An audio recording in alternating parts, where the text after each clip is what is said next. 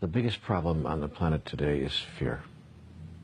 It's been a problem for a long time, but it's a huge problem now. It's getting bigger every day, and the reason that fear is a problem, of course, is that it affects everything.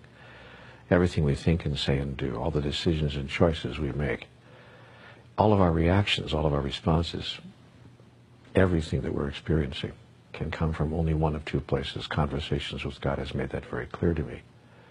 We're either coming from love or we're coming from fear. And my observation is that most people, most of the time, and myself, more than I would like to acknowledge, coming from fear.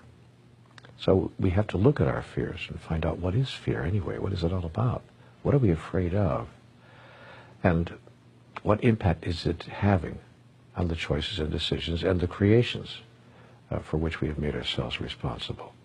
By the way, that's one of the first fears that there is, the fear of being responsible, the fear of placing ourselves in a position of responsibility for all that we are creating.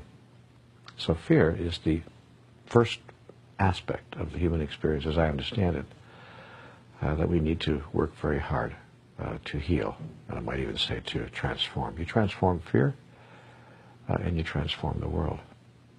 Now let's take a look at what it is that we're afraid of.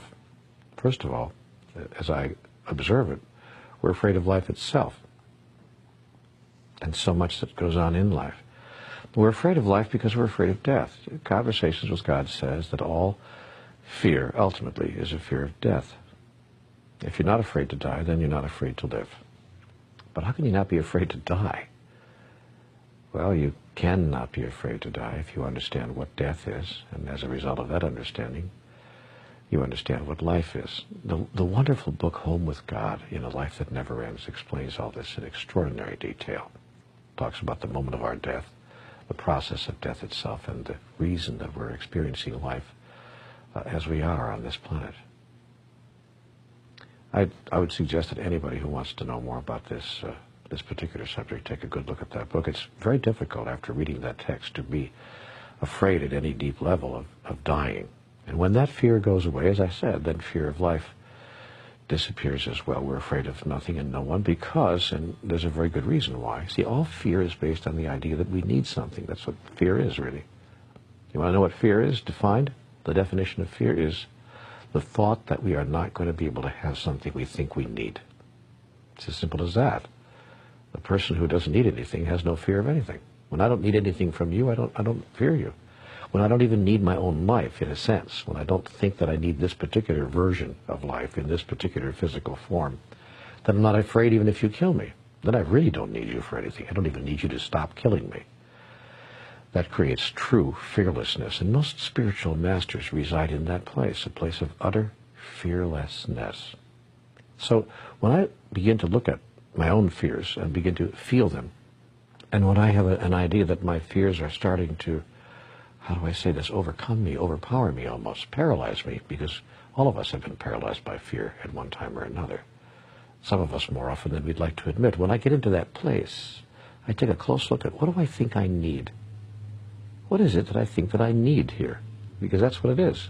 Fear is need announced. So I look at, what am I thinking that I need? And is it possible that I really don't need that? Could I get along without it? What would happen if I didn't have that? What would happen if I didn't receive that? What would happen if what I think I need, I didn't experience or couldn't experience? See, then there are two ways that fear manifests itself. The idea that I will not get what I need, I'm not going to receive that, or the idea that I'm going to lose something that I need. I have it now, but I'm going to lose it. And that's most often presenting itself in human experience, as I observe it, in relationships. It presents itself in other ways as well. We have fears around money, fears around power, fears around health, and many other items, but more often than not, almost all the fears that I see people experiencing have to do with relationships of one kind or another, and especially those delicate relationships that we call romantic intertwinings of the human experience. Boy, oh boy, oh boy. First, I'm afraid that no one's going to love me, and then I'm afraid if somebody does, I'm going to lose the love. And how I solve that, when I do, except when I don't, but how I solve that when I do, how I get into a place of what I want to call spiritual health is when I understand who I truly am and that I actually don't need the love of another or any other in order to experience who I truly am, in order to experience serenity, peace, joy, happiness. Every time I think that my joy is obtainable, or that I'm sourced with my joy, that my joy comes from someplace outside of myself, I get into fear. Every time I'm clear that the source of my joy does not exist outside of myself, but is given to me, from me, by me, my fear disappears.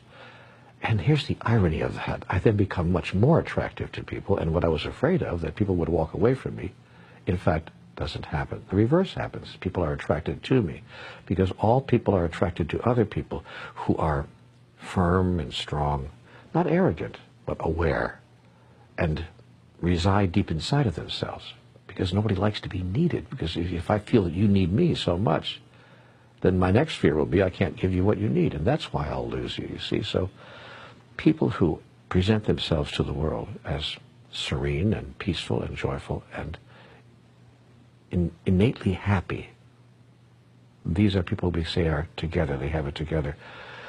These are people who are aware that their happiness, their joy, and their peace comes from within. That's words we hear from every spiritual master. We hear them in all the spiritual books. But that experience is attainable. We can find it. We can go there. And that's, I think, the spiritual journey. That's the path to transformation. That's the movement away from fear. Someone once said to me that there's a great acronym for fear. Feeling excited and ready. Oh, I love that. I had a great teacher say to me one time years ago, call your fears adventure. What a great thought. So I'd like to maybe leave you with that thought for today. Whatever you're afraid of right now, realize a couple of things. One, it's not real. You're making it all up. Two, if the thing that you're afraid would happen actually did happen, you and I would still be here tomorrow. It really would make no difference at all. Unless, of course, you wouldn't be here tomorrow, in which case it absolutely would make no difference at all. Three, if you can call your fears adventure, you'll bring in an energy that will heal the fear, the energy of excitement, the energy of being inspired by life itself. Because life, you see, is a process that informs life about life through the process of life itself. And if you live your life filled with inspiration and excitement, soon there's nothing to be afraid of. And it becomes the great joy it was always intended to be. That's how I see it. That's what my conversations with God told me about fear. I could be wrong, of course, about all of this.